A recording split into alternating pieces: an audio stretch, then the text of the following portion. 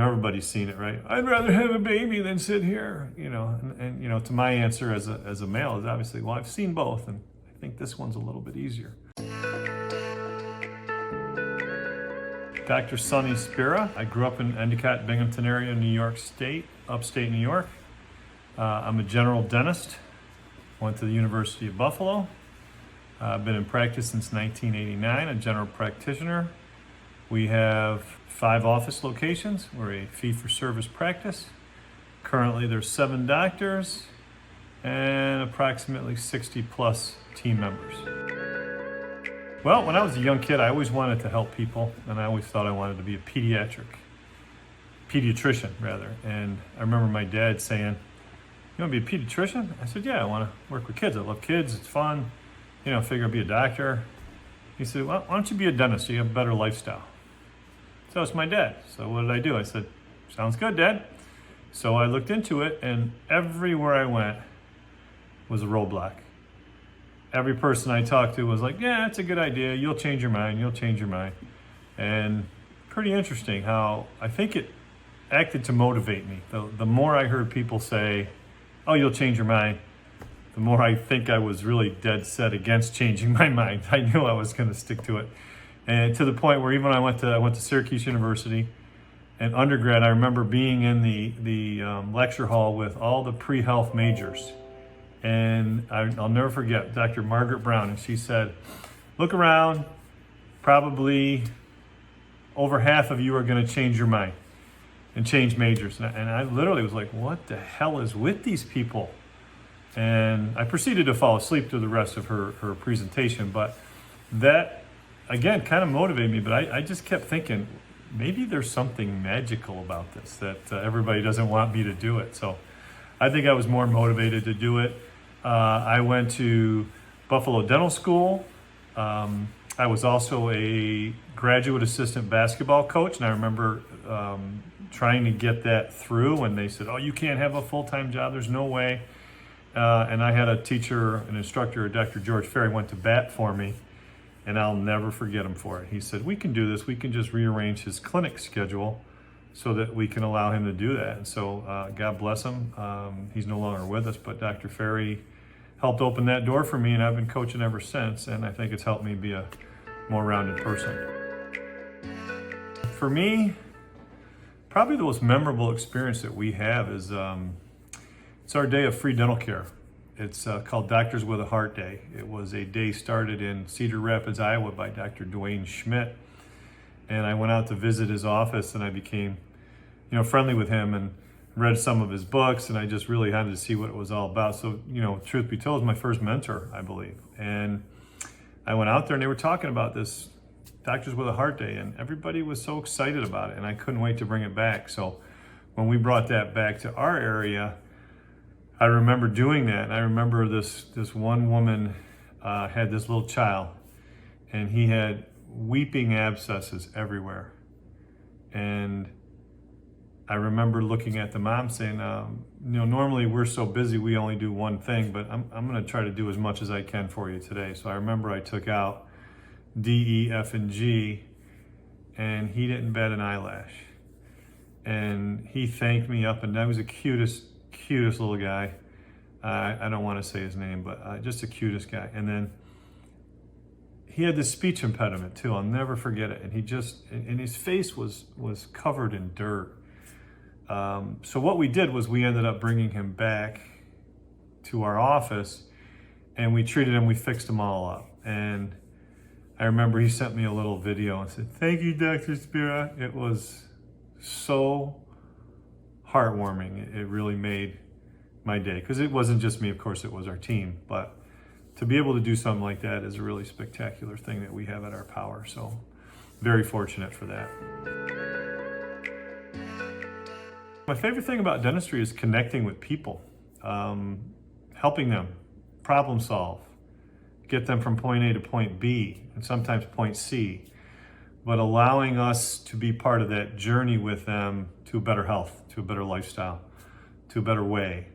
Or just taking that person who's so afraid, everybody's seen it, right? I'd rather have a baby than sit here, and to my answer as a male is obviously, well, I've seen both, and I I think this one's a little bit easier. So not to, downplay their fears, but to be able to get that patient through that procedure in a way that they're either no longer as afraid, and hopefully they can start to build some trust and some belief that they can do this. And then you celebrate those little successes along the way. And eventually you make lifelong relationships. I have patients, I've been at this for 32 years, and I have patients I've seen for 32 years of it. And it's just amazing. It's truly amazing. We're blessed to be in this profession. I think probably the most important things that I've learned is how to work in the team environment and how to empower your team. And I know that's such a cliche, but I think you have to, in great Linda Miles terms, right, hire, train, trust. And she said, now you have to add the word praise. And it's so true. And I think a lot of us are control freaks. And you want something done, you do it yourself. And I think that's a trap. And I think the most successful businesses have the most successful teams. And being able to show your team something, for example, like, we have a couple new dental assistants. I'm gonna say, okay, I'm gonna show you how we're gonna make this temporary crown. And then I'm gonna watch you do it, help you do it. And then I'm gonna ask you to teach me how to do it. The other thing that I think our role is as we have to be the team leader. We have to set the tone. We have to really just sometimes will it to be, because sometimes you don't feel well, sometimes your team is not, feeling 100%, and you have to just put all that aside and really and it's a smile, and it's like, hey, nice to see you. And so many times patients will comment on the atmosphere in the practice, and that's a direct reflection of the culture, and the culture starts with you. How do you help patients who are nervous feel at ease? Well, I think the most important thing, my goal is every single patient that comes in, I want to chuckle. I want to laugh somewhere along the way before they're all said and done. So if let's say a person's really anxious, really nervous, so I've never done this before, and I'll look at them and I'll look right straight in the eyes and I'll go, neither have I. Let's figure it out together. And sometimes their eyes pop open. That's what I kind of hope for, and it's a break the ice moment. And my poor team, sometimes they've heard some of this so many times that they're like, oh, here he goes. He's going into this routine again. But I think it's only human. I think, so how do you help make them at ease? Sometimes it's just making them comfortable. To me, it's almost like you have to break the ice. It's something to talk about, and it may be something that I can, joke with them about and see how they respond. That's so important. I think because once a person laughs, right, their pain threshold goes up, pain tolerance goes up, literally, but so does their fight or flight, right? Your parasympathetic system is flying and not your sympathetic system. So your fight or flight is shut down just a little bit, and your parasympathetic is up, and that's what you want for, a less painful procedure, or no pain procedure, hopefully. What makes our dental practice special and different? I want to say nothing, but I'm not supposed to say nothing. I think we have people that are themselves, that respond as any human being would to another human being that needed a hand. So it's not, I'm the doctor, you're the patient, I'm talking down to you.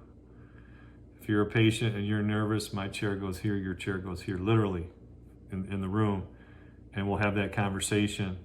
And I won't put you where I'm standing over you like scolding a little child. The dynamics of it are something. So I think the comments that we get often that make us, I think, a little bit special is, I think we schedule things as people need them. Now, it doesn't mean we have patient hygiene needs XYZ, that we can do that right then and there. But if they say, can you do it now? My first response is almost always yes. And then I get, from the assistant, hey, you look at your schedule. So I'll often say, well, let me check with my team and see if we can. And 9 times out of 10, we will. So it's being able to do that and being able to pivot and adjust on the fly.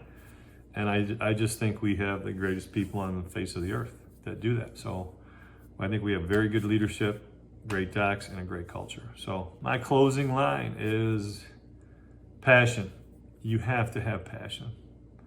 And I don't care if it's passion for your pets, if it's passion for painting, if it's passion for cars or fast food, whatever it is, I think passion has to come out, and that's what inspires others. So if you have a passion for dentistry, a passion for helping people, a passion for coaching, a passion for being a contributor to your community, to your societies, to your fabric of your whole area, then that's going to show. I'm Sonny Spera. I'm a dentist that loves what I do, and I work with people that share that same feeling. You can check out my practice details in the description below. Don't forget to subscribe to the YouTube channel